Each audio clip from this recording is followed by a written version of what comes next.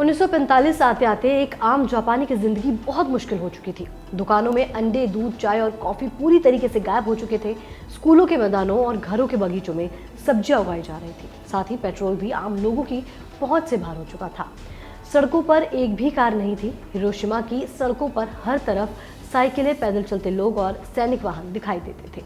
6 अगस्त 1945 को सुबह 7 बजे जापानी रडारों ने दक्षिण की ओर से आते अमेरिकी विमानों को देख लिया।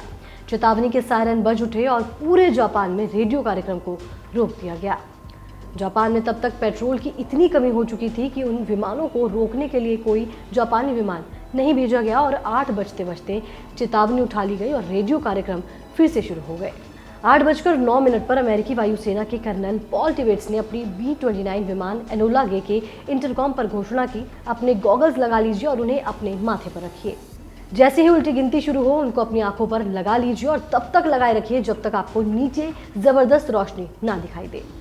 प्लेन की बेली में 3.5 मीटर लंबा 4 टन वजन का नीला सफेद एटम बम रखा था, जिसका नाम लिटिल बॉय था, जिसको टॉप सीक्रेट मैनहेटन प्रोजेक्ट के चलते लॉस अलामोस, न्यू मैक्सिको की लेबोरेटरी में बनाया गया था। इसके अस्तित्व को इतना गुप्त रखा गया था कि अमेरिका के उपराष्ट्रपति हैरी ट्रूमैन को इसके बारे में पहली बार उन्हें तब पता चला जब उन्होंने राष्ट्रपति रूजवेल्ट की डेथ के बाद अमेरिका के नए राष्ट्रपति का चार्ज संभाला।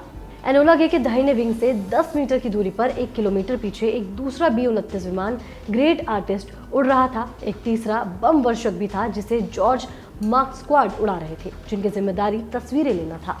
ठीक 8:13 पर एनोला गे के बॉम्बार्डियर मेजर टॉमस फेरेबी के हेडफोन पर कर्नल पॉल टिबेट्स का मैसेज सुनाई दिया, इट इज़ ऑल योर्स। फिर उन्होंने इंटरकॉम पर कहा, अपने गॉगल्स लगाइए।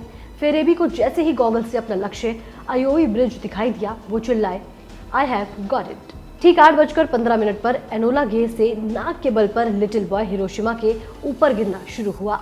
लिटिल बॉय को एनोला गे से नीचे आने में पूरे 43 सेकंड लगे, जहां तेज हवाओं ने उसका रुख अपने लक्ष्य आयोई ब्रिज से 250 मीटर दूर पर दिया और वो शिमा सर्जिकल क्लिनिक के ऊपर फट गया। इसकी शक्ति 12,500 टन TNT के बराबर थी और जब ये फटा तो तापमान अचानक 10 लाख सेंटीग्रेड पहुंच गया और ऊपर से द ग्रेट आर्टिस्ट के पायलट मेजर चार्ल्स विनी ने एक विशाल आग का गोला बनता देखा। हिरोशिमा के पूर्वी इलाके में एक ट्रेन शहर की तरफ बढ़ रही थी। अचानक सैनिकों ने चलती ट्रेन रोककर सभी यात्रियों को नीचे उतर जाने के लिए कहा।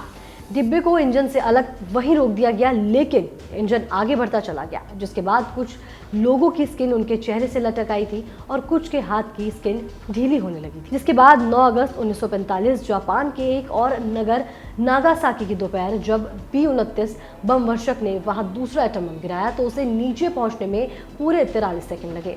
बम गिरने के 1 किलोमीटर के दायरे में मौजूद हर चीज धराशायी हो गई।